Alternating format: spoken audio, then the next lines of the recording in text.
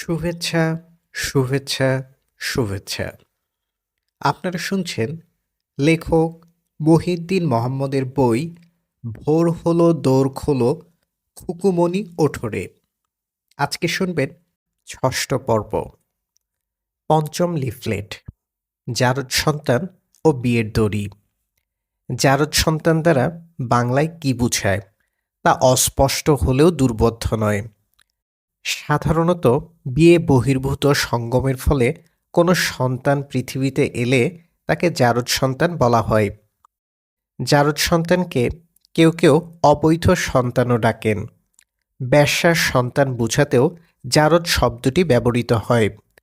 তবে এগুলোর কোনটির সাথে আমি একমত নই। জারদ সন্তান কথাটি দিয়ে সমাজ যা বুঝে তাকে আমি বলতে চাই প্রাকৃতিক সন্তান। জারজ ধারণাটি এক প্রকার কুসংস্কার। এই কুসংস্কারের উৎপত্তি বিয়ে থেকে। বিয়ে ছাড়া সন্তান জন্ম দেওয়া যাবে না, এমন একটি বিশ্বাস আমাদের সমাজে আছে। সন্তান জন্ম দেওয়া আর পরিবার গঠন করা যে এক জিনিস নয়, তা বুঝতে সমাজ নারাজ। বিয়ে হলো সন্তান উৎপাদনের একটি প্রাতিষ্ঠানিক উপায় মাত্র, এবং এটি একমাত্র উপায় নয়।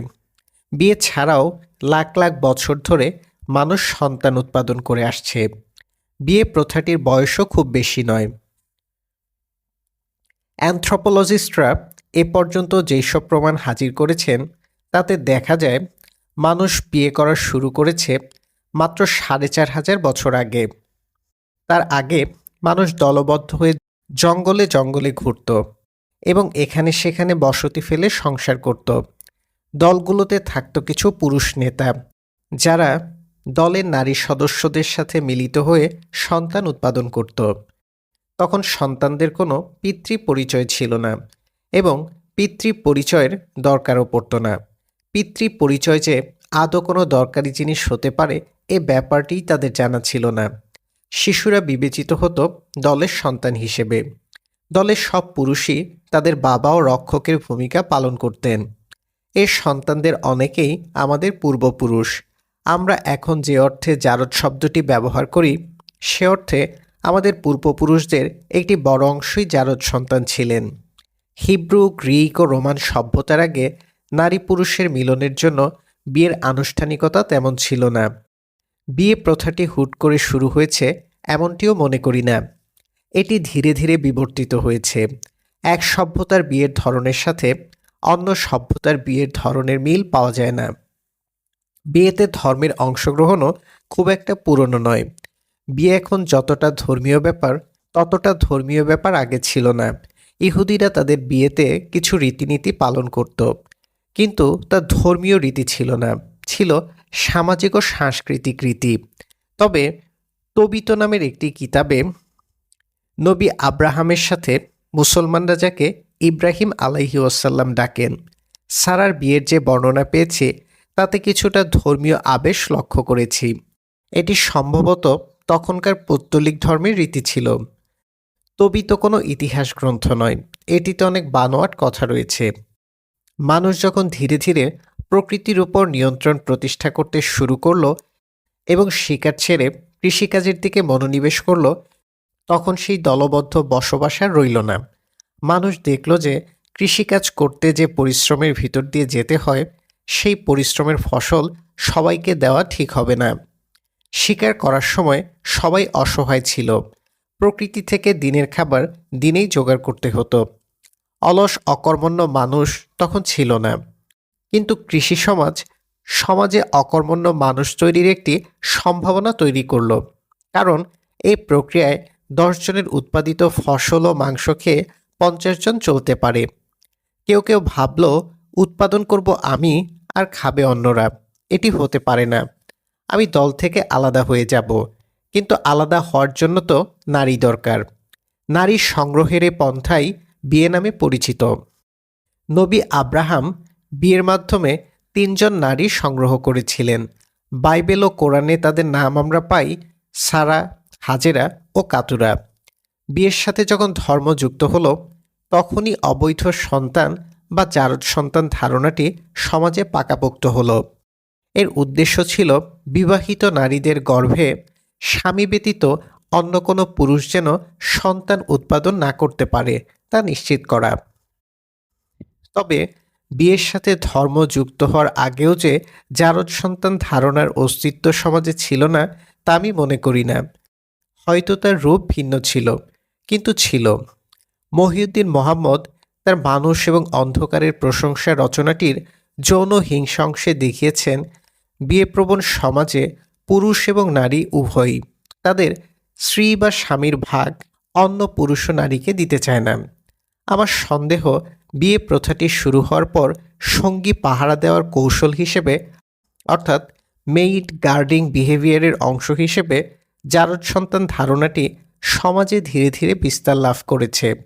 তবে ধর্মের অংশগ্রহণের মধ্য দিয়ে এটি শক্ত ভিত্তি পায়, কারণ বহু ধর্মে বিবাহ বহির্ভূত সঙ্গম একটি গুরুতর পাপ।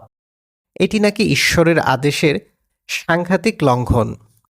খ্রিস্টান ধর্মের দাবি, সন্তান উৎপাদনের উদ্দেশ্য ব্যতীত নারী পুরুষ কখনো মিলিত হতে পারবে না এবং এই মিলন অবশ্যই বিয়ের মাধ্যমে হতে হবে।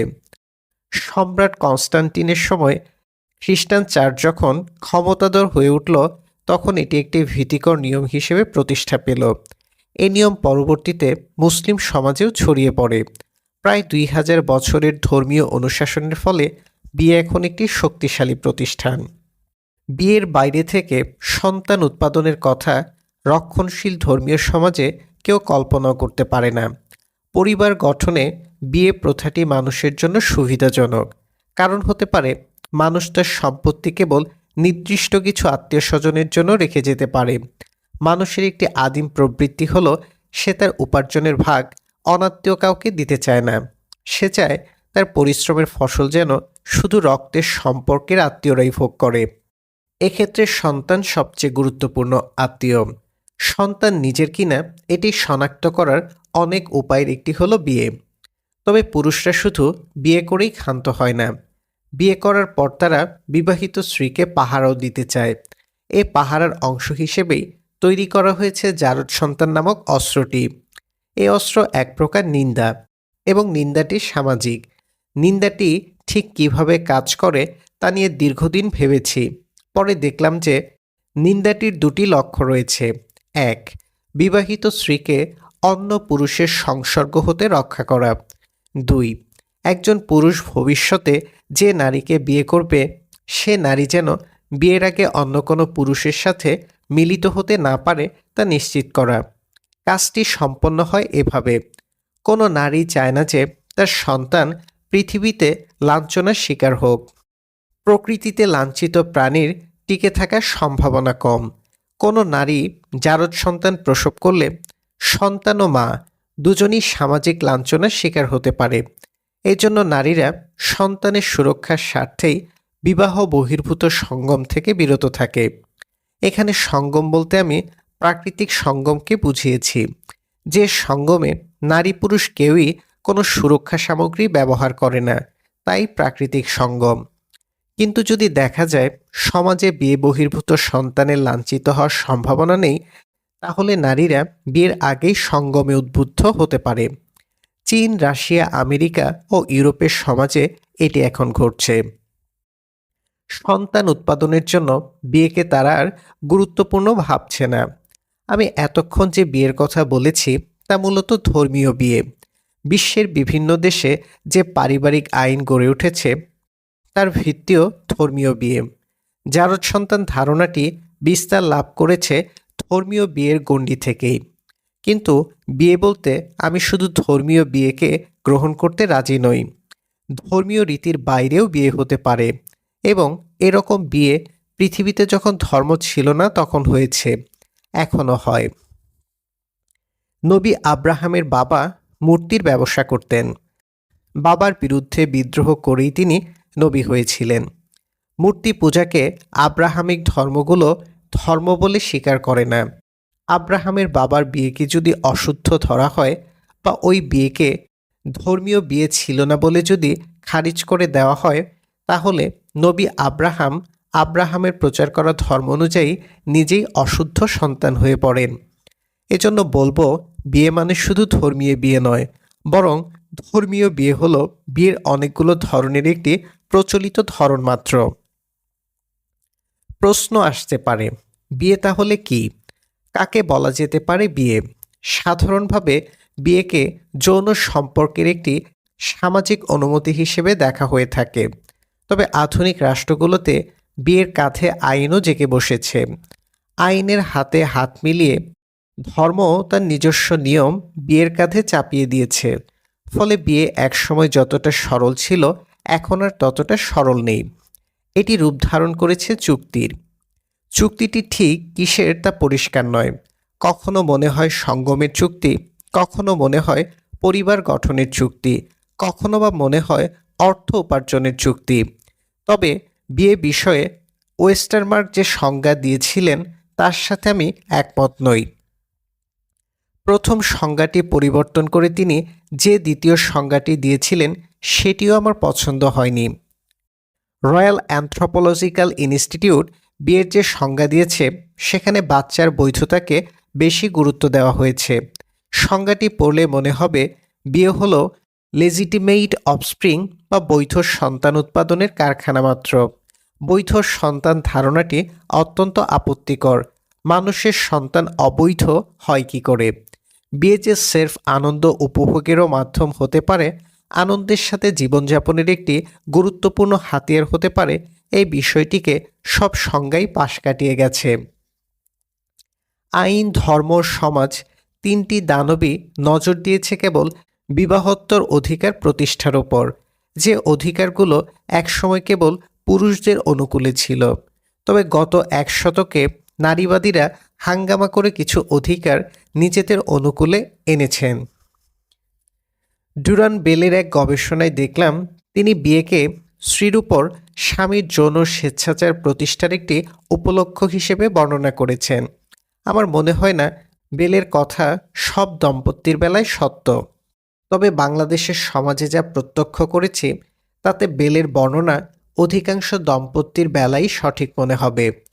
আমার পাশের বাড়িতে একবার বাসররাতে বউকে দড়ি দিয়ে বেঁধে সঙ্গমে বাধ্য করা হয়েছিল। আমার দুর্ভাগ্য, ওই বিয়েতে আমি বরযাত্রী হয়েছিলাম। কয়েকটি দেশে বিয়ে সংক্রান্ত যে আইন আছে সেগুলোর দিকে তাকালে বোঝা যায় এগুলো মূলত উত্তরাধিকারী শনাক্ত করার আইন। এই আইনগুলোর প্রধান উদ্দেশ্য একটি নিবন্ধনের মাধ্যমে বিবাহিত যুগলের পরিচয় লিপিবদ্ধ করা। যারা বিয়ে নিবন্ধন করবেন না, আইনের চোখে তারা বিবাহিত নন। অর্থাৎ তাদের ঔরসে কোনো সন্তান জন্ম নিলে ওই সন্তান তাদের সম্পর্কের বৈধ উত্তরাধিকারী হিসেবে বিবেচিত হবে না। বিষয়টি আমার কাছে খুব গোলমেলে ঠেকছে। আমি মনে করি বিয়ে হলো প্রাপ্তবয়স্ক নারী পুরুষের যৌন আনন্দ উপভোগের, সন্তান উৎপাদনের বা পরিবার গঠনের পারস্পরিক সম্মতি মাত্র। এই সম্মতি যখন একে অপরের কাছে ভাষার মাধ্যমে বা অন্য কোনো বোধগম্য আচরণের মাধ্যমে আদান প্রদান হয় তখন বিয়ে সম্পন্ন হয়ে যায়। এজন্য আনুষ্ঠানিকতার কোনো আবশ্যকতা নেই। তবে কেউ চাইলে তাদের বিয়ে ধর্মীয় সামাজিক অনুষ্ঠানের মাধ্যমে উদযাপন করতে পারেন। এমনকি নিবন্ধনের মাধ্যমে আইনি আনুষ্ঠানিকতাও সম্পন্ন করতে পারেন। কিন্তু এই আনুষ্ঠানিকতা পালনের জন্য কাউকে বাধ্য করা ঠিক নয়। কেউ আনুষ্ঠানিকতা পালন করেনি এ অজুহাতে কারো বিয়েকে অবৈধ বা অশুদ্ধ বলা যাবে না। অনানুষ্ঠানিক বিয়ের ফলে কোনো সন্তান জন্ম নিলে সে সন্তানকে অবৈধ বা জারজ সন্তান বলা একটি গুরুতর অন্যায়। কারণ এ ট্যাগ শিশুটির জীবন ও সামাজিক মর্যাদা বিপন্ন করে। বিয়ের ফলে সন্তান উৎপন্ন হবে কিনা এটি একটি দৈব ঘটনা মাত্র। সন্তান জন্ম নিতে পারে, আবার নাও নিতে পারে। হ্যাঁ, যদি সন্তান জন্ম নেয় তাহলে পরিবার গঠনের সম্ভাবনা দেখা দেয়। আবার সন্তান জন্ম না নিলেও দুজন নারী পুরুষ পরিবার গঠন করতে পারেন। এতে আমি অসুবিধার কিছু দেখি না। আমার মনে হয় এবার মূল বিষয়ে আসতে পারি। সমাজের ভয়ে প্রতি বছর লক্ষ লক্ষ ভ্রূণ হত্যা ঘটে থাকে। ভ্রূণ বলতে আমি এখানে বুঝাচ্ছি বিয়ে বহির্ভূত সঙ্গমের ফলে সৃষ্ট ভ্রূণ, অর্থাৎ জারজ ভ্রূণ। গর্ভবতীর নিজের কোনো স্বাস্থ্য ঝুঁকি তৈরি না হলে ভ্রূণ হত্যার আমি খুব একটা যৌক্তিক কারণ দেখি না। বাংলাদেশ, ভারত, পাকিস্তান ও আরও কিছু রক্ষণশীল দেশে এই ভ্রূণগুলো হত্যা করা হয় মূলত সামাজিক নিন্দার আশঙ্কায়। কিছু ভ্রূণ মাঝে মধ্যে প্রসবিত হয়ে পড়ে, কিন্তু ওই শিশুগুলিকে বাঁচতে হয় সীমাহীন লাঞ্ছনার ভেতর। কেউ তাদেরকে ভালো চোখে দেখে না। একটি উদাহরণ দিলে বিষয়টি স্পষ্ট হবে। রাফিয়া নামে আমাদের গ্রামে একটি মেয়ে ছিল। ক্লাস 5 পর্যন্ত সে আমার সাথে স্কুলে পড়েছিল। দরিদ্র ঘরের সুন্দরী মেয়ে জন্ম নিলে যা হয়, রাফিয়ার ক্ষেত্রে তাই হয়েছিল। গ্রামের একটি ধনী ঘরে রাফিয়া বুয়ার কাজ করত। ওই ঘরের এক বিবাহিত ষণ্ডা নাম দুলাল একদিন রাফিয়াকে জাপটে ধরে পেটে ভ্রূণ ঢুকিয়ে দেয়। রাফিয়ার পেট ফুলে ওঠে। ষণ্ডাটি বলতে থাকে, আমি বর্তমান বউকে তালাক দিয়ে তোকে বিয়ে করব, তুই ঘটনাটা কাউকে জানাবি না। কিন্তু রাফিয়া দুলাল মিয়ার সাথে পেট লাগিয়েছে এমন খবর সারা গ্রামে চাউর হয়ে যায়। একদিন বিচার সালিশ বসে এবং রাফিয়া ও দুলাল মিয়া উভয়কেই দৌড়া মারার সিদ্ধান্ত হয়। রাফিয়া তখন গর্ভবতী। আমি দেখলাম এই অবস্থায় তাকে যদি দৌড়া মারা হয় তাহলে মা ও ভ্রূণ দুজনেরই মৃত্যু হতে পারে। দৌড়া মারার দায়িত্ব পড়েছিল রাফিয়ার বাবার উপর। বাবা হয়ে গর্ভবতী মেয়ের গায়ে আঘাত করা কতখানি ভারী ও বেদনার কাজ তা ওই বয়সেও বুঝতে আমার কোনো অসুবিধা হয়নি। যিনি ফতোয়া দিয়েছিলেন ভুল ফতোয়া। তিনি ছিলেন স্থানীয় মাদ্রাসার শিক্ষক। তাকে আমি দাদাভাই ডাকতাম। দাদাভাইকে কানে কানে বললাম, রাফিয়া আমাদের সাথে পড়ে। 101 ঘা বাড়ি মারলে রাফিয়া বাঁচবে না, তাকে বাঁচান। দাদাভাই কৌশলে তখন আরেকটি নতুন ফতোয়া দেন। ফতোয়াটি এরকম, বাঁশের 20টি জিংলা একত্র করে বান্ডিল আকারে বাঁধতে হবে এবং ওই বান্ডিল দিয়ে 5টি বাড়ি দিলেই দৌড়া হয়ে যাবে। রাফিয়ার শরীরটি বেঁচে গেল, কিন্তু তার ভেতরটি মারা গেল। আজ প্রায় 20 বছর হয়। সে যে গ্রাম ছেড়ে গেল আর আসলো না। তার সাথে তার বাবা মাও উধাও হয়ে গেল। শুনেছি তার ওই বাচ্চাটি এখন অনেক বড় হয়েছে, কিন্তু লোকলজ্জার ভয়ে তারা জন্মভিটায় ফিরতে পারছে না। কোনোদিন ফিরবে বলেও মনে হয় না। নতুন যেখানে বসতি গড়েছে সেখানে হয়তো অতীত রাফিয়াকে তাড়া করে না। তার সন্তানকে শুনতে হয় না, তুই জারদ সন্তান। রাফিয়াকেও কেউ বলে না, তুই পেট লাগাওরি। উল্লেখ করা ভালো, দুলাল মিয়া কিন্তু তার গ্রামে বহাল তবিয়তেই আছে। রাফিয়াকে সমাজ তাড়িয়ে দিলেও দুলাল মিয়াকে কেউ তাড়ায়নি। পেট লাগানো আর পেট না লাগানো, এ দুটির মাঝে মৌলিক পার্থক্য কেবল বিয়ের আনুষ্ঠানিকতা। এ আনুষ্ঠানিকতা না করে সঙ্গম করলে এবং এর ফলে কোনো নারী গর্ভবতী হলে তাকে বলা হবে তুমি পেট লাগিয়েছ, আর তার সন্তানকে বলা হবে জারদ সন্তান। এটা গ্রহণযোগ্য নয়। বাংলাদেশের নিষ্ঠুর মানুষজন বিয়ে বহির্ভূত সঙ্গমকে পাপ ভাবলেও কারো গর্ভে আসা সন্তান হত্যা করাকে পাপ ভাবে না। প্রায় 1 দশক আগে আমার গ্রামের দক্ষিণ দিকের খালপাড়ে একটি অপরিণত মানব শিশু পাওয়া গিয়েছিল। শিশুটি তখনও শিশু হয়ে ওঠেনি, কেবল হাত পা মাথা এগুলো গজিয়েছিল। কিন্তু সমাজের ভয়ে শিশুটির মা নির্ধারিত সময়ের আগেই তাকে প্রসব করে ফেলে। মেয়েটিকে আমি চিনি। লোক জানাজানি হওয়ার পর শিশুটির বাবার সাথেই তার বিয়ে হয়েছিল। সমাজ যদি অভয় দিত তাহলে ওই অকাল প্রসবের ঘটনা ঘটত না। গর্ভের শিশুটি নিয়েই তারা বিয়ে করতে পারত। শহরগুলোতেও এইসব ঘটনা নিয়মিত ঘটছে। মেয়েরা চোখে একরাশ জল নিয়ে ক্লিনিকে যায় আর ফেলে দিয়ে আসে নারী ছেঁড়া ধনকে। এ মেয়েদের মানসিক ও শারীরিক স্বাস্থ্য ভালো থাকার কথা নয়। তাদের অনেকেই খুন করার সমান অপরাধ বোধে ভোগে। কেউ কেউ পাগল হয়ে যায়। এজন্য কখনো কোনো মেয়ে অনাকাঙ্ক্ষিতভাবে গর্ভবতী হয়ে পড়লে তাকে একলা করে দেয়া যাবে না। তার সুরক্ষায় সবাইকে এগিয়ে আসতে হবে। সে যেন অপরাধ বোধে না ভোগে সেটি সমাজকে নিশ্চিত করতে হবে। যে পুরুষ তাকে গর্ভবতী করেছেন তাকে এখানে বড় ভূমিকা পালন করতে হবে। লুকিয়ে না থেকে তাকে প্রকাশ্যে আসতে হবে এবং পালন করতে হবে স্বামীর দায়িত্ব। মেয়েটির বাবা মার ভূমিকাও এখানে গুরুত্বপূর্ণ। বকাঝকা না করে তাদেরকে ভবিষ্যৎ নাতি নাতনির দেখভালে মনোযোগ দিতে হবে। মেয়েটির মানসিক শান্তি ও পুষ্টিকর খাবার নিশ্চিত করতে হবে। প্রসবকর্মের পর শিশুটিকে স্বাভাবিক প্রাকৃতিক সন্তান বিবেচনা করতে হবে। তার সামাজিক মর্যাদা সমাজের ৮-১০টি মানুষের চেয়ে কম নয়, এটি মাথায় রাখতে হবে। গর্ভে সন্তান আসার পর মানুষ যেন নির্ভয়ে বিয়ে করতে পারে, এটি নিশ্চিত করতে রাষ্ট্রকে উদ্যোগী হতে হবে। সমাজকে পালন করতে হবে আশ্রয়দানকারী চাদরের ভূমিকা। কোনো সমাজ যদি সারাক্ষণ হাতুড়ির ভূমিকা পালন করে, তাহলে সেটিকে সমাজ বলা যায় না। সমাজওয়ালাদেরকে এটি বুঝতে হবে। ফোনালাপ, পঞ্চম পর্ব।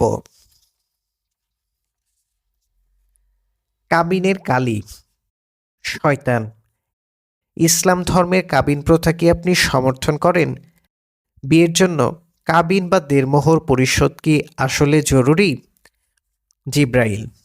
বিপজ্জনক প্রশ্ন, তবে আমি সত্যটাই বলবো। প্রথমত, ইসলাম ধর্মে বিয়ে করার জন্য কাবিন পরিশোধের কোনো বাধ্যবাধকতা নেই। ১০-২০ লাখ তো নয়, একটি খেজুরের দানার সমান কাবিন পরিশোধের নিয়মও ইসলামে নেই। তাহলে কাবিন প্রথাটা আসলো কিভাবে? এটি এখানে বড় প্রশ্ন। আমি আগেও বলেছি, ইসলাম ধর্মের মাইক এখন যাদের হাতে, তাদের কেউই চিন্তাশীল মানুষ নন। কোরআনের একটি আয়াতও তারা মাথা খাটিয়ে পড়েন না, শুধু মুখস্থ করেন এবং ক্ষেত্রবিশেষে অন্যের করা অনুবাদ ও তাফসিরকে ঠোঁটে ধারণ করেন। আমি বলছি না যে কোনো ধর্মগ্রন্থকে মাথা খাটিয়ে পড়লেই সেটি সব কথা মানুষের জন্য উপকারী হয়ে উঠবে, বরং এগুলোর অনেক বাণী যে সমাজে উদ্দেশ্যমূলক অর্থে প্রচারিত হচ্ছে, সেই দিকটিতেই ইঙ্গিত করছি। কাবিনের আয়াত বলে কোরআনের যে আয়াতটি চালানো হয়, এটি মোটেও কাবিনের আয়াত নয়। কিছু চিন্তাবিমুখ স্বার্থান্বেষী মানুষ এই আয়াতটিকে কাবিন বা দেড়মোহরের আয়াত হিসেবে চালাচ্ছে। কেউ যেন আমার মেয়েকে বিনামূল্যে তুলে নিয়ে না যায়, ডিভোর্স হলে তার যেন একটি ইন্স্যুরেন্স পলিসি থাকে, এমন দুশ্চিন্তা থেকেই মুসলিম সমাজে কাবিন প্রথাটি টিকে আছে। যেহেতু সবার ঘরেই কম বেশি মেয়ে সন্তান আছে, তাই কেউই এ প্রথার বিরুদ্ধে কথা বলতে চায় না। শুধু বলে ইসলামে বেশি টাকা কাবিন লেখার নিয়ম নেই, বা কাবিন হতে হবে খুব অল্প। কেউ কেউ বলে কাবিন দিতে হবে সামর্থ্য অনুযায়ী। কিন্তু ইসলামে যে ১ টাকাও কাবিন পরিশোধের নিয়ম নেই, এ কথা তারা বলতে চায় না। সম্ভবত বিষয়টি এরা জানেই না, বা জানলেও লুকিয়ে রাখতে চায়। লোকমুখে শুনে শুনে ধর্ম পালন করলে নানা বিপদ দেখা দেয়। এটি এরকমই এক বিপদ। বুদ্ধি খাটিয়ে যে কোরআনের একটি আয়াত পড়বে বা অনুধাবন করবে, এই দক্ষতা বাঙালি মুসলমান সমাজে অধিকাংশেরই নেই। ফলে ওয়াজের মাইক থেকে এখানে যা ভেসে আসে তাই হয়ে ওঠে সত্য। কোরআনে বলা হলো, ওয়া আন্তু নিসা আ সাদুকাতি হিন্না নিহলা ফা ইন তিবনা লাকুম আন শাইম মিনহু নাফসান ফাকুলুহু হানিয়াম মারিয়া। এই সেই আয়াত যেটিকে খুঁটি ধরে লাখ লাখ টাকা কাবিন লেনদেন হচ্ছে। লক্ষ্য করুন, এখানে বলা হয়েছে মুসলিমরা যেন বিয়ের সময় খুশি মনে স্ত্রীকে সাদুকাত দেয়। সাদুকাতি হিন্না নিহলা। সাদুকাত কি কাবিন বা লাখ লাখ টাকা দেনমোহর? মোটেই না। সাদুকাত হলো খুশি মনে দেয়া উপহার সামগ্রী। আবার এই উপহার সামগ্রী কিন্তু বাধ্যতামূলকভাবে সব মেয়েকে দিতে বলা হয়নি। আয়াতটিতে যে ওয়া আন্তু নিসা আ কথাটি আছে, এই নিসা কারা? চিন্তাশূন্য বেবুনের মতো পড়লে মনে হবে এখানে বুঝি নিসা শব্দটি দ্বারা যে কোনো নারী বা স্ত্রীর কথা বলা হয়েছে। আসলে তা নয়। এই আয়াত কোরআনে ঢুকেছে মূলত এতিম মেয়েদের জন্য। কেউ যদি এতিম মেয়ে বিয়ে করে, তাহলে তাকে সাদুকাত দেয়া বাধ্যতামূলক, অন্য কারো বেলায় নয়। ওয়াজকারীদের অভ্যাস হলো বুঝে না বুঝে শুধু খণ্ড খণ্ড আয়াত অনুবাদ মুখস্থ করা, অথচ একটু চোখ কান খোলা রেখে চিন্তা করলেই তারা বুঝবেন কোন আয়াত কোন প্রসঙ্গে কার জন্য নাজিল হয়েছে, বা আয়াতটি কেবল তৎকালীন আরব সমাজের জন্য প্রযোজ্য কিনা। কোরআনের সব আয়াত যে সবকালে সব মুসলিমদের জন্য প্রযোজ্য নয়, এটি ওয়াজকারীরা ভেবে দেখতে চায় না। কারণ ভাবতে গেলেই ব্যবসা নষ্ট হয়ে যাবে। যে আয়াতটি আমি উল্লেখ করলাম, তার ঠিক আগের আয়াতেই বলা হয়েছে ওয়া ইন ফিকতুম আল্লাহ তুকসিতু ফিল ইয়াতামা ফানকিহু মাতাবা লাকুম মিনান নিসাই। এবং এর আগের আয়াতে বলা হয়েছে ওয়া আতুল ইয়াতামা আমওয়ালাহুম ওয়ালা তাতাবাদ্দালুল হাবিসা বিত্তাইবি ওয়ালা তাকুলু আমওয়ালাহুম ইলা আমওয়ালিকুম। এ তিনটি আয়াত ধারাবাহিকভাবে পড়লে পরিষ্কারভাবে স্পষ্ট হয় যে বিয়েতে সাদুকাত বা উপহার সামগ্রী দেয়া বাধ্যতামূলক করা হয়েছে শুধু এতিম মেয়েদের ক্ষেত্রে, এবং বলা হয়েছে তোমার যদি সাদুকাত দেওয়ার সামর্থ্য না থাকে তাহলে তুমি এতিম মেয়ে বিয়ে না করে অন্য মেয়ে বিয়ে করো। আমি তাফসির ইবনে কাসিরে দেখলাম সেখানে আয়েশা রাদিয়াল্লাহু এর বরাতে একটি হাদিস এসেছে, একবার এক ব্যক্তি একজন এতিম মেয়ের অভিভাবক হিসেবে দায়িত্ব পালন করছিলেন। এক পর্যায়ে তিনি মেয়েটিকে বিয়ে করেন, যদিও বিয়ে করার ইচ্ছা তার ছিল না, অর্থাৎ সম্পত্তির লোভে তিনি মেয়েটিকে বিয়ে করেছিলেন এবং মেয়েটির সম্পত্তি লোকটি নিজের সম্পত্তির সাথে মিশিয়ে ভোগ করছিলেন। তখনকার সমাজে অনেক এতিম মেয়ে ছিল যারা উত্তরাধিকার সূত্রে বাবা মার ভালো পরিমাণ সম্পত্তি পেত। এই এতিম মেয়েদেরকে প্রায়ই কেয়ারটেকার বা অভিভাবকরা সম্পত্তির লোভে বিয়ে করত এবং বিয়ের সময় মেয়েটিকে নিজের পকেট থেকে তেমন কিছুই দিত না, উল্টো বিয়েকে এতিম মেয়েদের সম্পত্তি দখলের একটি অস্ত্র হিসেবে ব্যবহার করা হতো। এর প্রেক্ষিতেই এ তিনটি আয়াত নাজিল হয়েছিল। ওয়ালা তাকুলু আমওয়ালাহুম ইয়া আমওয়ালিকুম। এখানে সুস্পষ্টভাবে এতিমের সম্পত্তি নিজের সম্পত্তির সাথে মিশিয়ে ভোগ করতে নিষেধ করা হয়েছে। সুতরাং বলবো মুসলিম বিয়েতে সাদুকাত দেয়া বাধ্যতামূলক শুধু এতিম মেয়েদের ক্ষেত্রে, অন্যদের ক্ষেত্রে এটি ঐচ্ছিক এবং এটি মোটেও বর্তমান কাবিন প্রথার মতো টাকা লেনদেনের চুক্তি নয়। আর আপনারা যে দেনমোহরের কথা বলেন, এই মোহর কিন্তু এক প্রকার পারচেজ মানি, ব্রাইডাল প্রাইস, অনেকটা টাকার বিনিময়ে যৌনসঙ্গী ক্রয় করার মতো ব্যাপার। মোহর প্রথা ছিল ইসলামের আগের যুগের প্রথা, অর্থাৎ পৌত্তলিক প্রথা। ইসলামে এ প্রথা নেই। সে সময়ে মেয়ের অভিভাবক বা ওয়ালিকে নির্দিষ্ট অঙ্কের টাকা পরিশোধ করে বিয়ে করতে হতো। মোহর শব্দটাও তো হিব্রু ভাষা থেকে এসেছে। হিব্রুতে এটিকে বলা হতো মাহরা। মাহরা অর্থ হলো কোনো কিছুর ক্রয়মূল্য। আমি কি বিয়ের নামে মেয়ে কেনাবেচাকে সমর্থন করতে পারি? পারি না।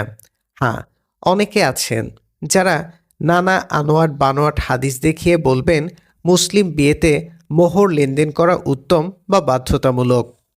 এসব হাদিসের সত্যতার প্রসঙ্গ যদি বাদও দিই, তারপরেও বলতে হবে ইসলামী প্রথার মহর আর ইসলামের আগের যুগের মহর এ দুটি এক জিনিস নয়।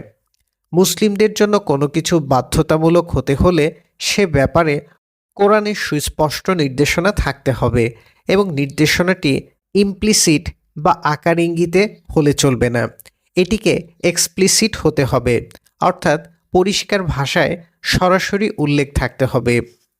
ইসলামে মহর প্রথাটি ঢুকেছে স্ত্রীর ব্যক্তিগত হাত খরচের টাকা ও উপহার সামগ্রী হিসেবে, ওয়ালি বা অভিভাবককে পরিশোধ করার টাকা হিসেবে নয়। কিন্তু আমাদের সমাজে কি ঘটছে? এখানে অভিভাবকরা দর কষাকষি করে দেনমোহর ঠিক করছে, টাকা পয়সা আদায় করছে এবং বহু ক্ষেত্রে মোহরের টাকা অভিভাবকরা নিজেরাই ভোগ করছে। মোহর নিয়ে মারামারিও হচ্ছে।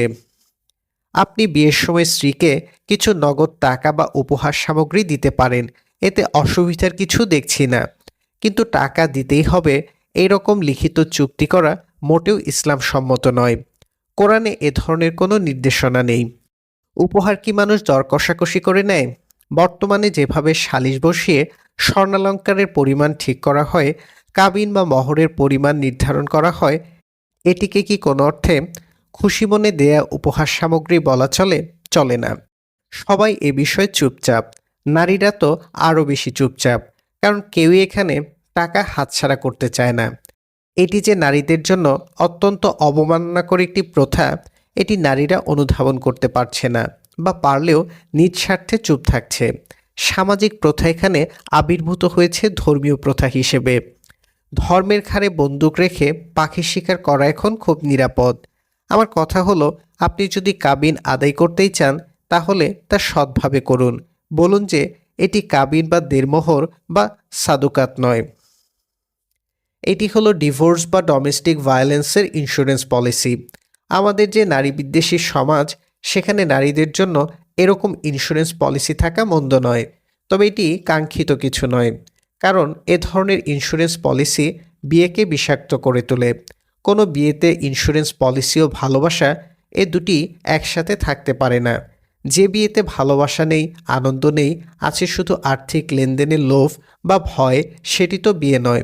এটি এক প্রকার দাসপ্রথা বা পতিতাবৃত্তি। এজন্য স্থায়ী সমাধান হলো উপযুক্ত শিক্ষার মাধ্যমে মানুষকে সভ্য করে তোলা, যেন সে তার সঙ্গী বা সঙ্গিনীর সাথে ভালোবাসাপূর্ণ সম্পর্ক তৈরি করতে পারে। কোনো সমাজে মানুষে মানুষে ভালোবাসা ও বিশ্বাস বিরাজমান থাকলে সেখানে বিয়ে করতে আর কাবিন বা ইন্স্যুরেন্সের প্রয়োজন পড়বে না।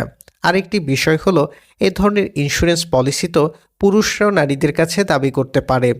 দরিদ্র পুরুষ যদি ধনী ও ক্ষমতাবান নারী বিয়ে করে, তাহলে ডিভোর্স বা ডোমেস্টিক ভায়োলেন্সের আশঙ্কায় তারও তো ইন্স্যুরেন্স পলিসি থাকা উচিত। এর অর্থ কী দাঁড়ালো? ইন্স্যুরেন্স পলিসি হিসেবে বিশাল অঙ্কের কাবিন বা দেনমোহর লেনদেনের প্রথা কোনো কল্যাণকর সমাধান নয়। এটি বিয়েকে কঠিন করে তুলবে। একটি লোহার আংটি দিয়েও মোহর আদায় করা যায়। এ ধরনের হাদিস দিয়ে কাবিন প্রথা টিকিয়ে রাখাও ক্ষতিকর, কারণ এটি লুফহোল বা ফাঁকি পথ হিসেবে কাজ করে। সমাজে উচ্চ অঙ্কের কাবিন লেনদেন টিকিয়ে রাখার জন্য এই লুফহোলগুলোকে ব্যবহার করা হয়। সামর্থ্য অনুযায়ী কাবিন দাও, এই যে কথাটি, এটি অত্যন্ত দুরভিসন্ধিমূলক কথা। এটি বলে মানুষকে সামাজিক লজ্জার মুখোমুখি দাঁড় করিয়ে দেয়া হয় এবং সামাজিক মর্যাদার ফাঁদে ফেলে উঁচু অঙ্কের কাবিন আদায় করা হয়। সবচেয়ে ভয়ঙ্কর ব্যাপার হলো, কাবিনকে এ সমাজে মেয়েদের ইজ্জতের মূল্য বিবেচনা করা হচ্ছে। যত বেশি অঙ্কের কাবিন তত বেশি মূল্যের ইজ্জত। কিছু উন্মাদ যে বলে একটি খেজুর দিয়েও কাবিন আদায় করা যায়, মোহর আদায় করা যায়, সে উন্মাদরা নিজেরা কি কখনো খেজুর দিয়ে বিয়ে করেছে? তারা নিজেদের মেয়ে বিয়ে দেওয়ার সময় কি খেজুর গ্রহণ করবে? করবে না। বলবে, আমার মেয়ের ইজ্জতের দাম মাত্র একটি খেজুর। মূল সমস্যাটা এখানে সামাজিক দৃষ্টিভঙ্গি। কাবিন প্রথা পুরোপুরি নির্মূল না করলে এই দৃষ্টিভঙ্গি সমাজে জীবিত থাকবে। আর এই যে কাবিন শব্দটি, যেটিকে বাংলাদেশের মানুষ এখন দেনমোহর বা বিয়ের চুক্তি হিসেবে চালিয়ে থাকে, এটি তো সম্পূর্ণ ভিন্ন ধর্মের জিনিস। এটি ইসলামে ঢুকেছে মান্দাইয়া ধর্ম থেকে। মান্দাইয়া ধর্মে বিয়ের আনুষ্ঠানিকতাকে কাবিন ডাকা হয়। বিয়ের বীমা শয়তান। অর্থাৎ আপনি কাবিন বা দেনমোহর প্রথাকে একেবারে উঠিয়ে দিতে বলছেন, তাই তো? দেনমোহর প্রথার কিছু উপকারী দিকও কিন্তু আপনি উল্লেখ করেছেন, যেমন ডিভোর্স বা ডোমেস্টিক ভায়োলেন্সের ক্ষেত্রে এটি ইন্স্যুরেন্স পলিসি হিসেবে কাজ করে। যদি এ প্রথার বিলুপ্তি ঘটে তাহলে এর বিকল্প কী হবে? জিব্রাইল: দেখুন, পৃথিবীতে প্রায় প্রতিটি মন্দ কাজেরই কিছু উপকারী দিক আছে। চুরি, মার্ডার, ছিনতাই, ঘুষ, দুর্নীতি, এগুলোরও উপকারী দিক রয়েছে।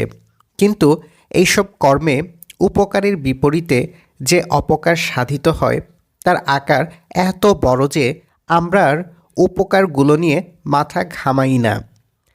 গ্রস বেনিফিট এখানে গ্রস হার্ম দ্বারা আউটওয়েট হয়ে যায়। মোহর বা কাবিন লেনদেনের ক্ষেত্রেও তাই ঘটছে। আপাত দৃষ্টিতে মনে হচ্ছে যে এটি ডিভোর্স কমাচ্ছে, কিন্তু গভীর দৃষ্টি নিয়ে তাকালে বুঝবেন এটি ডিভোর্স বাড়াচ্ছে। কোনো সমাজে ডিভোর্স কঠিন হয়ে পড়লে সেখানে ডোমেস্টিক ভায়োলেন্স বেড়ে যায়। স্ত্রীদের উপর নবাবগিরিতে বাংলাদেশের পুরুষরা ঐতিহাসিকভাবেই এগিয়ে আছে, কিছু ব্যতিক্রম বাদে। অধিকাংশ নারীকে এখানে মানিয়ে চলা বা মেরিটাল অ্যাডাপ্টেবিলিটির মধ্য দিয়ে যেতে হয়। আমি এতে আপত্তি করছি না। একটি নতুন জীবনে প্রবেশ করলে অনেককে অনেক কিছু মানিয়ে নিতে হয়, কিন্তু বাঙালি নারীদের ক্ষেত্রে এটি খুবই টর্চারাস। ফলে অনিবার্যভাবে এখানে ডোমেস্টিক ভায়োলেন্স বেশি।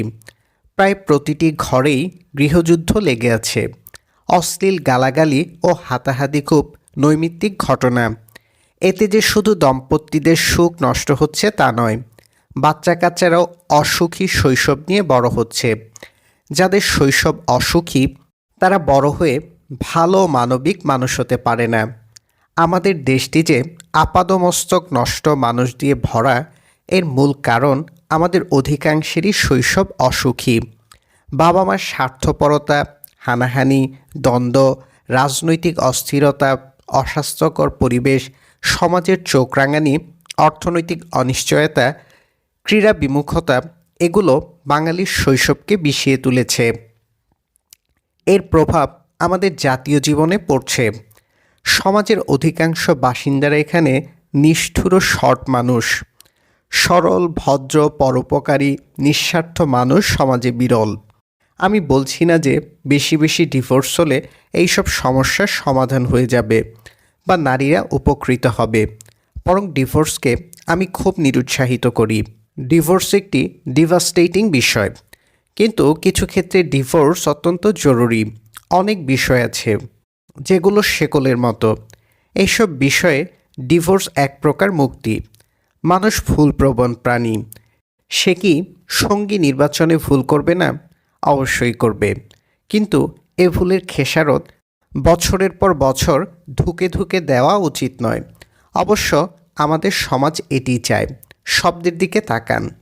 ওয়েডলক, বিবাহ বন্ধন, কি চমৎকার শব্দ! বিয়ের মাধ্যমে দুজন মানুষকে তালা মেরে দিলাম। কোনো তালাবদ্ধ খাঁচায় দুটি প্রাণী থাকলে কি ঘটে? যে প্রাণীটি অধিক ক্ষমতাধর সেটি দুর্বল প্রাণীটির উপর আধিপত্য বিস্তার করে। খাঁচার ভেতরের বন্ধুত্ব আধিপত্য নির্ভর। সিংহের সাথে সিংহীর বন্ধুত্ব কখন হয়? যখন সিংহের নিকট সিংহীর সাবমিশন ঘটে তখন। আমাদের এখানে বিয়ের পর স্বামী স্ত্রীর মাঝে যে বন্ধুত্বগুলো দেখা যায় সেগুলোও অনেকটা সাবজেক্ট টু সাবমিশন। স্বামীর কৃতিত্বের প্রতি স্ত্রীর নিঃশর্ত সাবমিশন ঘটলেই কেবল এখানে সংসার টেকসই হয়। কিছু ক্ষেত্রে স্ত্রীর কর্তৃত্বের প্রতিও স্বামীদের সাবমিশন লক্ষ্য করা যায়। আবার এমন অনেক নারী আছেন যারা দেনমোহরকে ব্যবসার মতো ব্যবহার করেন। ছেলে আটকে ও মামলার ভয় দেখিয়ে দেনমোহর আদায়ের ঘটনা এখানে প্রায়ই ঘটে। এগুলো কোনো সুস্থ সমাজে চলতে পারে না। অনেক স্বামী মোহর পরিশোধের ভয়ে ডিভোর্স দেয় না, এবং স্ত্রী যেন নিজ উদ্যোগে ডিভোর্স নেয় সেটি নিশ্চিত করতে স্ত্রীর উপর উদ্দেশ্য প্রণোদিতভাবে শারীরিক ও মানসিক হামলা চালিয়ে থাকে। কম আয়ের ছেলেরা মোহর বা স্বর্ণলঙ্কার পরিশোধের ভয়ে বিয়ে করতে পারছে না। বিয়ে করতে এত খরচ লাগবে কেন তা আমার বুঝে আসে না। অনেকেই ঋণ করে বিয়ে করছেন। পরিবার গঠনের জন্য একজন মানুষকে ঋণ করতে হবে, এটি অসুস্থ কল্পনা। আমি এমনও ঘটনা পেয়েছি যেখানে বিয়ের অনুষ্ঠান, দেনমোহর ও স্বর্ণালঙ্কার বাবদ ঋণের টাকা পরিশোধ করতে সদ্য চাকুরিতে যোগ দেওয়া ছেলেরা দুর্নীতিতে জড়িয়েছে। মেয়ে বিয়ে দিতে বাবার দেনাগ্রস্ত হওয়ার ঘটনা তো হরহামেশা ঘটছে। আমাদের গ্রামের এক লোক প্রায় 12 বছর দুবাইতে খেটে মরে কিছু টাকা সঞ্চয় করেছিলেন। এ টাকার পুরোটাই সে তার মেয়ের বিয়েতে খরচ করেছে। পাত্রকে মোটরসাইকেল, সোফা, ফ্রিজ, খাট, আলমারি এগুলো দিতে হয়েছে। না দিলে সমাজে মুখ রক্ষা হচ্ছিল না। দুমুখ সমাজে মানুষের মুখ রক্ষার কৌশলগুলো আমাকে খুব বিস্মিত করে। সুতরাং বুঝতেই পারছেন, আমার বক্তব্য শুধু দেনমোহর বা কাবিন প্রথার বিরুদ্ধে নয়। আমার অবস্থান সামগ্রিকভাবে স্বর্ণালঙ্কার, দেনমোহর, খরুচে অনুষ্ঠান এসবের বিরুদ্ধে। বিয়েকে আমি সহজ করতে চাই। এখন আপনার উদ্বেগ হলো দেনমোহর বা কাবিন প্রথার বিকল্প কি হতে পারে? এই তো, এক্ষেত্রে খুব সহজ সমাধান রয়েছে। সরকার একটি ভালো মানের পার্টনার প্রোটেকশন ল পাশ করতে পারে। এই আইনের আওতায় বিয়ের পর দম্পতিদের অর্জিত সকল সম্পত্তি ম্যারিটাল বা স্পাউজাল প্রপার্টি হিসেবে বিবেচিত হবে। অর্থাৎ বিয়ের পর স্বামী বা স্ত্রী নতুন কোনো সম্পত্তি অর্জন করলে সে সম্পত্তিতে স্বামী ও স্ত্রী উভয়েরই ইকুইটেবল রাইটস প্রতিষ্ঠিত হবে। লক্ষ্য করুন, আমি এখানে ইকুয়াল রাইটসের কথা বলছি না, বলছি ইকুইটেবল রাইটসের কথা। কোনো কারণে স্বামী স্ত্রীর ডিভোর্স হয়ে গেলে সে সম্পত্তি ইকুইটেবল ডিস্ট্রিবিউশনের মাধ্যমে তাদের মধ্যে ভাগ হবে। এটি দেনমোহরের চেয়ে অধিক কার্যকর, অধিক মর্যাদা সহায়ক এবং অধিক সহজ বিকল্প। ডোমেস্টিক ভায়োলেন্সও এতে কমে আসবে। হালাল ধর্ষণ, শয়তান। বাংলাদেশের সমাজে এক ধরনের প্রেম বিদ্বেষ আছে। প্রেম ভালোবাসাকে এখানে ভালো চোখে দেখা হয় না। প্রেমের বিয়ে, এটি অনেকের কাছে আপত্তিকর। এই বিষয়ে একটু আলোকপাত করবেন কি? জিব্রাইল: প্রকৃতিতে মানুষের জন্ম দুইভাবে ঘটতে পারে, এক প্রেমে, দুই ধর্ষণে। ধর্ষণের চেয়ে প্রেম অধিক শ্রীমণ্ডিত। নারী পুরুষের মাঝে প্রেম গড়ে উঠলে তারা সন্তান জন্মদান প্রক্রিয়াটিকে উপভোগ করতে পারে। প্রেম ও ঈশ্বরকে যারা মুখোমুখি দাঁড় করান তাদেরকে বলবো, কোনো আনন্দমুখর ভালো ঈশ্বরের পক্ষে প্রেমকে নিষিদ্ধ করা সম্ভব নয়। ঈশ্বর ধর্ষণের পক্ষে অবস্থান নিয়েছেন এমনটি ভাবা আমার জন্য কঠিন। কারণ ঈশ্বর যদি প্রেমের বিরুদ্ধে যান তাহলে মহাবিশ্বে আনন্দ বলে কিছু থাকে না। যে মহাবিশ্ব আনন্দহীন সে মহাবিশ্বের সৃষ্টিকর্তা বড়জোর অনিন্দনীয় দৈত্য দানব হতে পারেন, কিন্তু প্রশংসনীয় ঈশ্বর হতে পারেন না। মানুষের মাঝে যারা দানব ও অন্ধকারাচ্ছন্ন তারা প্রেমের বিরুদ্ধে যুদ্ধ করে আসছেন দীর্ঘদিন ধরে। এ যুদ্ধে মন গড়াভাবে প্রায়ই টেনে আনা হচ্ছে ঈশ্বরকে। নানা কাগজে বানোয়াট কথা লিখে তারা তা প্রচার করছেন প্রেমের উপর ঈশ্বরের নিষেধাজ্ঞা রূপে। ঈশ্বর হয়তো এইসব কাগজপত্রের ব্যাপারে কিছুই জানেন না। ঈশ্বরের অনুমতি ছাড়াই তারা ঈশ্বরের নামে ধর্ষণ সহায়ক কথামালা মাইকে উচ্চারণ করছেন। নারীদেরকে সম্বোধন করা হচ্ছে কুৎসিত অবমাননাকর শব্দে। মানুষ যেন প্রেমের ভেতর দিয়ে আনন্দের তালাশ না করতে পারে। এই জন্য ধর্মসেনারা রাত দিন বিলি করছে ভয়। আর অ্যারেঞ্জ ম্যারেজ নামে যে প্রথাটি আছে সেটির সাথে পতিতাবৃত্তির কোনো মৌলিক পার্থক্য নেই। একজন পতিতা তার গ্রাহককে অর্থের বিনিময়ে যৌনসেবা দিয়ে থাকেন।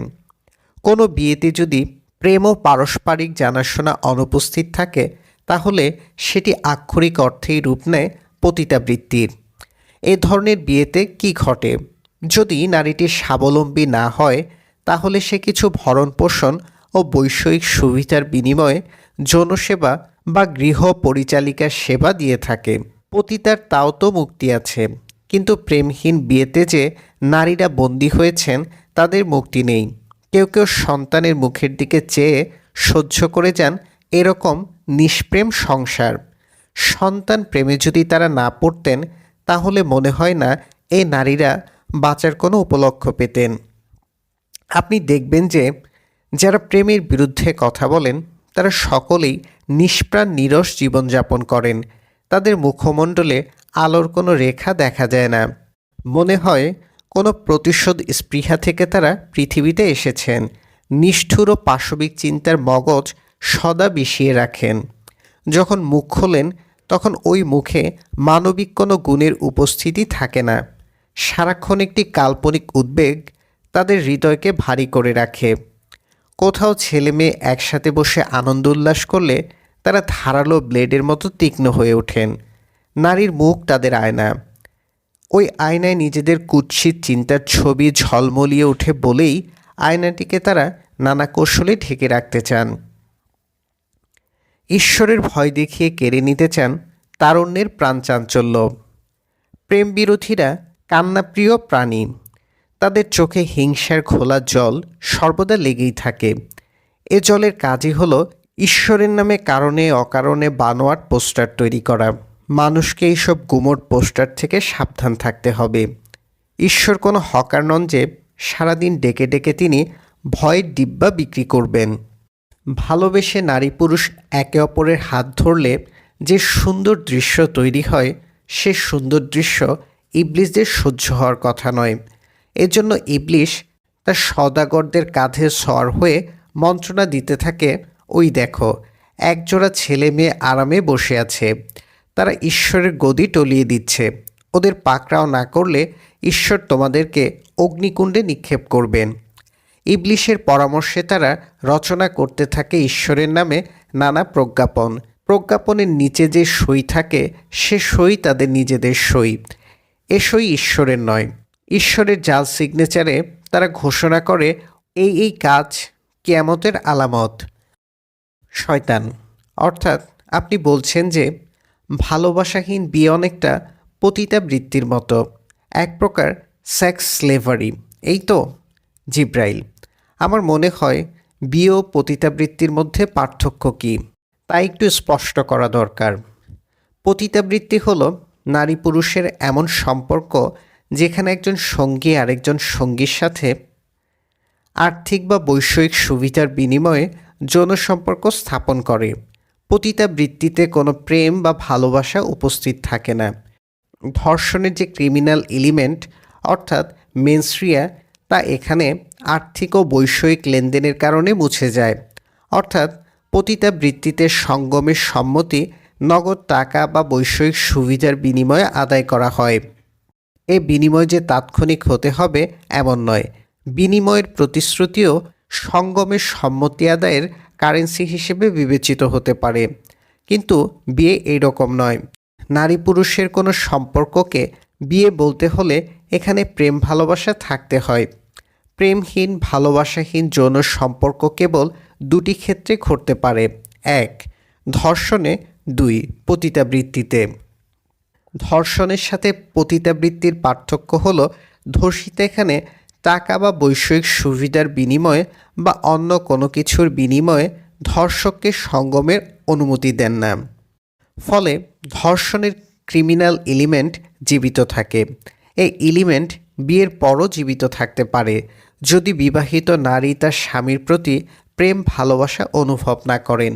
ফলে দেখা যাচ্ছে কোনো সমাজে নারী পুরুষরা প্রধানত তিনটি উপায়ে যৌন সম্পর্ক স্থাপন করতে পারে: প্রথমটি বিয়ে, দ্বিতীয়টি পতিতাবৃত্তি এবং তৃতীয়টি ধর্ষণ। আমি জারদ সন্তান ও বিয়ের দড়ি প্রবন্ধে বিয়ের সংজ্ঞা দিতে গিয়ে বলেছিলাম, বিয়ে হলো প্রাপ্তবয়স্ক নারী পুরুষের যৌন আনন্দ উপভোগের অথবা পরিবার গঠনের পারস্পরিক সম্মতিপত্র। এ সম্মতি যখন একে অপরের কাছে ভাষার মাধ্যমে অথবা অন্য কোনো বোধগম্য আচরণের মাধ্যমে আদান প্রদান হয় তখন বিয়ে সম্পন্ন হয়ে যায়। এই জন্য আনুষ্ঠানিকতার কোনো আবশ্যকতা নেই। তবে কেউ চাইলে তাদের বিয়ে ধর্মীয় সামাজিক অনুষ্ঠানের মাধ্যমে উদযাপন করতে পারেন। এমনকি নিবন্ধনের মাধ্যমে আইনি আনুষ্ঠানিকতা সম্পন্ন করতে পারেন। কিন্তু এ আনুষ্ঠানিকতা পালনের জন্য কাউকে বাধ্য করা উচিত নয়। কেউ আনুষ্ঠানিকতা পালন করেনি এ অজুহাতে কারো বিয়েকে অবৈধ বা অশুদ্ধ বলাও ঠিক নয়। এখানে টাকা বা বৈষয়িক সুবিধা বিনিময়ের কোনো কথা আমি রাখিনি। এমনটি হলে এটি বিয়ের সংজ্ঞা না হয়ে উঠত পতিতাবৃত্তির সংজ্ঞা। বিয়েতে যেমন নগদ টাকা, স্বর্ণালঙ্কার ও উপহার দেয়া নেয়া প্রথা আছে, সেটি অনেকটা পতিতাবৃত্তির শর্ত পূরণ করে। অর্থ উপহারের বিনিময়ে যে কোনো সঙ্গমের চুক্তি পতিতাবৃত্তি, এটা মাথায় রাখতে হবে। পতিতা শুধু নারীরা হবেন ব্যাপারটি এমন নয়। পুরুষরাও পতিতা হতে পারেন যদি তারা নারীদের কাছ থেকে সঙ্গম বা বিয়ের চুক্তিস্বরূপ টাকা ও অন্যান্য বৈষয়িক সুবিধা নেন। পাত্রপক্ষের কাছে স্বর্ণ দাবি করা এবং পাত্রীপক্ষের কাছ থেকে ফার্নিচার, টেলিভিশন, হুন্ডা আদায় করা দুটি পতিতাবৃত্তির অংশ। এগুলো বিয়ের অংশ নয়। বিয়ে যেন অর্থ লেনদেনের উপলক্ষ না হয় এবং প্রেমহীন আগন্তুকদের সাথে যেন মেয়েদের বিয়ে দেয়া না হয়, এটি নিশ্চিতে সমাজকে কাজ করতে হবে। আরেকটি বিষয় হলো, এখানে অ্যারেঞ্জড ম্যারেজ শব্দটি দিয়ে আমি বুঝিয়েছি এমন বিয়ে যেগুলোতে পাত্রপাত্রী একে অপরের কাছে সম্পূর্ণ অচেনা এবং বিয়েতে তাদের সক্রিয় সম্মতি নেই। কেবল অভিভাবক বা সমাজের ইচ্ছায় তারা বিয়ের সম্পর্কে জড়িয়েছে। তবে অ্যারেঞ্জড ম্যারেজকে স্বাভাবিক বিয়েতে পরিণত করা যায় যদি বিয়ের পর পাত্রপাত্রী দ্রুত ভালোবাসাপূর্ণ সম্পর্ক গড়ে তুলতে পারে, অন্যথায় এইসব বিয়ের ক্ষেত্রে সেক্স স্লেভারির খুব একটা পার্থক্য থাকবে না। পবিত্র ঘুনপোকা, শয়তান। নারীদের ক্ষেত্রে বাংলাদেশি পুরুষরা প্রায়ই পতিতা, বেশ্যা, মাগী এ ধরনের গালি ব্যবহার করে থাকে। এর প্রেক্ষাপট আসলে কী? জিব্রাইল, শুধু বাংলাদেশ নয়, বেশ্যা বা পতিতা এর শব্দগুলো গালি হিসেবে অনেক সমাজেই জনপ্রিয়। কিছু কিছু ভাষায় শব্দগুলোকে এমনভাবে তৈরি করা হয়েছে যেন এটি পুরুষদের বেলায় একেবারেই প্রয়োগ করা না যায়। বাংলা ভাষার কথাই ধরুন, এ ভাষায় ইংরেজি প্রস্টিটিউটের বঙ্গা অনুবাদ হিসেবে পতিতা শব্দটি ব্যবহৃত হয়। পতিতা নারীবাচক, সম্ভবত যে নারী পতিত হয়েছেন বা যে নারীর চরিত্রের অধঃপতন ঘটেছে এমনটি বোঝাতে শব্দটি উদ্ভাবন করা হয়েছে। কিন্তু যে পুরুষ পতিত হয়েছেন বা যে পুরুষের চরিত্রের অধঃপতন ঘটেছে তাকে কী নামে ডাকা হবে তা বাংলা ভাষা আমাদেরকে জানায়নি। আমরা প্রস্টিটিউটের বাংলা জানি, কিন্তু হাসলারের বাংলা জানি না। ইংরেজিতে হোর বা হারলটের শব্দগুলো যতটা পরিচিত, হাসলার ততটা পরিচিত নয়। কারণ হাসলার মানে পুরুষপতিতা। হিন্দিতে যে রন্ডি বা রেন্ডি শব্দটি আছে, এটির উপযুক্ত পুরুষবাচক শব্দ নেই। বাংলা বেশ্যার পুলিঙ্গ কী হবে তা আমরা জানি না। আরবি আহিরার পুরুষবাচক শব্দ আমি কোথাও পাইনি। এর কারণ শব্দ যখন পুরুষরা নির্মাণ করেন তখন তা একরকম হয়, আর যখন নারীরা নির্মাণ করেন তখন তা হয় আরেক রকম। শব্দের যিনি উদ্ভাবক তার লক্ষ্য থাকে শব্দটির আঘাত থেকে নিজেকে রক্ষা করা, যদি শব্দটি নেতিবাচক হয়। বাংলায় বদমাস নামে যে শব্দটি আছে সেটি পতিতা শব্দের উপযুক্ত পুলিঙ্গ নয়।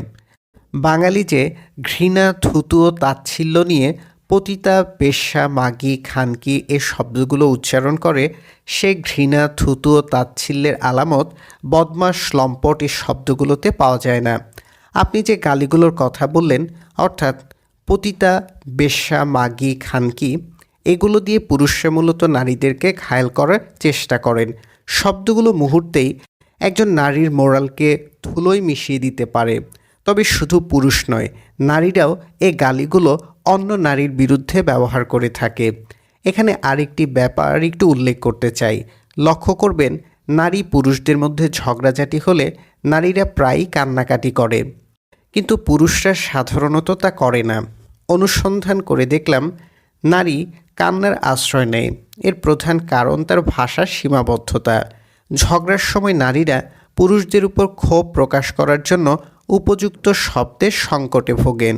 পুরুষরা যে তীব্রতা নিয়ে প্রস্টিটিউট, বেশ্যা, খানকি, মাগী এর শব্দগুলো উচ্চারণ করেন, তার বিপরীতে নারীরা পাল্টা আঘাত হানার মতো শব্দ খুঁজে পান না।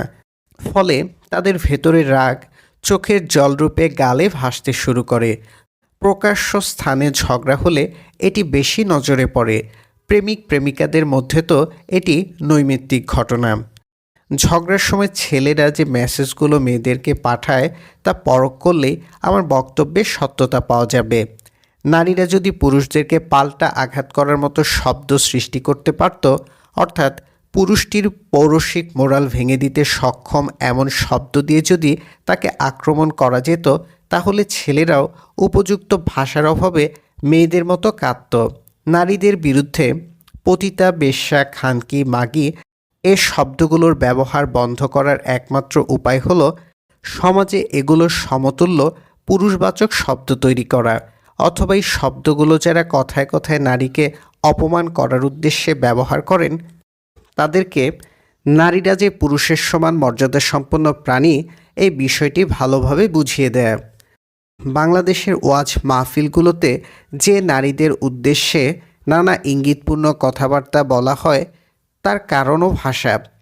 বাংলাদেশে ওয়াজের ভাষা পুরোটাই পুরুষ ওয়াজকারীদের সৃষ্টি।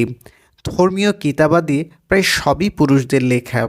যদি এই দেশে পর্যাপ্ত নারী মওলানা থাকতো, যদি মসজিদগুলোতে নারীরা ইমামতি করত, খুতবা দিত, তাহলে পুরুষ ওয়াজকারীরা একচেটিয়াভাবে নারীর বিরুদ্ধে বিষোদ্গারের সুযোগ পেতেন না। কিয়ামতের আলামত হিসেবে পুরুষদের কর্মকাণ্ডকে যদি কোনো নারী মৌলানা বর্ণনা করতেন, তাহলে আফগান টুপি পরা পলিগামাস বক্তারা নারীর চলাফেরাকে কিয়ামতের আলামত হিসেবে বর্ণনা করার সাহস দেখাতেন না। কথায় কথায় আখিরুজ্জামান, দোজকে নারী আর নারী, স্বামীরা স্ত্রীদের কারণে দোজকে যাবে, এ ধরনের কুৎসা যারা রটায় তাদের ব্যাপারে সমাজকে সতর্ক হতে হবে। ব্রাহ্মণদের শূদ্রপদ, শয়তান। একটু ভিন্ন প্রসঙ্গে কথা বলতে চাই। পা বিষয়ে আপনার একটি ইংরেজি কবিতা পড়েছিলাম, যেখানে পায়ের প্রতি মানুষের বর্ণবাদী মনোভাবগুলো ফুটিয়ে তুলেছিলেন। কবিতাটির মূল ভাব যদি এখানে গদ্য আকারে প্রকাশ করতে বলা হয়, তাহলে কিভাবে করবেন? জিব্রাইল: হ্যাঁ, মনে পড়ছে। কিছু মানুষ বইয়ে পা লাগলে বইকে সালাম করেন, কিন্তু হাত লাগলে তারা তা করেন না। তাদের ধারণা পা একটি নিচু জাতের অঙ্গ। পা শূদ্র, হাত ব্রাহ্মণ। শূদ্রের ছোঁয়া বইপত্রে লাগানো যাবে না, লাগালে তা অপবিত্র হয়ে যাবে। শুধু বইপত্র নয়, আরও অনেক বিষয়েই মানুষ এই রকম আচরণ করে থাকে। পূর্ব পশ্চিম কোনো দিকে যদি পছন্দের উপাসনালয় থাকে, তাহলে ওই দিকে তারা পা রেখে ঘুমোতে চায় না। পা হয়ে ওঠে অশ্রদ্ধার প্রতীক, অবমাননার বন্দুক। কেউ আমাদের গায়ে পা লাগালে সেটিকে আমরা খুব খারাপভাবে নিয়ে থাকি। পায়ের প্রতি এমন বৈষম্যমূলক দৃষ্টিভঙ্গি আর কোনো প্রাণী লালন করে বলে আমার মনে হয় না। পা খারাপ, হাত ভালো, এটি একটি দরিদ্র চিন্তা। এর উদ্ভাবনের পেছনে দুটি কারণ আছে বলে মনে করি। প্রথম কারণটি ক্ষমতার অসমতা। মানুষ একসময় পা দিয়ে খুব লাথালাথি করত, একে অন্যকে আঘাত করত পা দিয়ে। এখনও অনেক এলাকায় এ চর্চা চালু আছে। যিনি লাথি মারেন আর যিনি লাথি খান, তারা যদি ক্ষমতায় একে অপরের সমান হন, তাহলে পাকে সেখানে বিবেচনা করা হয় অস্ত্ররূপে। অস্ত্র কাউকে আহত করতে পারলেও অপমান করতে পারে না। এই জন্য পা যতক্ষণ অস্ত্র হিসেবে ব্যবহৃত হয়, ততক্ষণ সেটি কারো গায়ে লাগলে মানুষ অপমানিত বোধ করে না। কিন্তু লাথি খাওয়া লোকটি যখন লাথিদাতার চেয়ে কম ক্ষমতাধর হন, তখন পাকে অস্ত্র হিসেবে বিবেচনা করা তার পক্ষে সম্ভব হয় না, কারণ তিনি লাথির আঘাত পাল্টা শোধ করতে পারেন না। যখন দাসপ্রথা চালু ছিল, তখন কোনো দাস মুনিবের লাথি খেলে চুপ করে তা হজম করা ছাড়া কোনো উপায় থাকত না। ফলে লাথির অস্ত্রের প্রতি, অর্থাৎ পায়ের প্রতি ক্ষমতাহীন মানুষদের একটি অবচেতন ঘৃণা ধীরে ধীরে তৈরি হয়েছে। ফলে বংশ পরম্পরায় এটি সমাজের সব শ্রেণীর মানুষের ভেতরই সংক্রমিত হয়েছে। দ্বিতীয় কারণটি পায়খানা। মানুষ একসময় রাস্তাঘাটে মলত্যাগ করত, তার পায়ে কোনো স্যান্ডেল বা জুতা থাকতো না, ফলে প্রায়ই মল মাখিয়ে সে পা নোংরা করত। পায়ে পায়খানা লেগে আছে, এটিকে সে ভালো চোখে দেখত না। আদিকাল থেকেই মানুষ তার নিজের পায়খানা থেকে পালিয়ে বেড়াচ্ছে। পায়খানার প্রতি মানুষের যে বিতৃষ্ণা, সে বিতৃষ্ণাই একসময় ধীরে ধীরে পায়ের উপর তৈরি হয়। জুতোহীন মানুষ ভাবল পাও পায়খানার মতোই নোংরা। তার উপর তখন সাবান ছিল না। অনেকক্ষণ পা ধোয়ার পরও মানুষ তার পায়ে পায়খানার ঘ্রাণ পেত। এই জন্য সে ভাবত কোনো কিছুতে পা লাগানো মানে সেটির অবমাননা করা। চিন্তাটি এইরকম। কোনো বইয়ে পা লাগানোর অর্থ বইটিতে পায়খানা লাগানো হচ্ছে। কোনো উপাসনালয়ের দিকে পা দিয়ে ঘুমানোর অর্থ ওই দিকে পায়খানার সুবাস ছড়ানো হচ্ছে।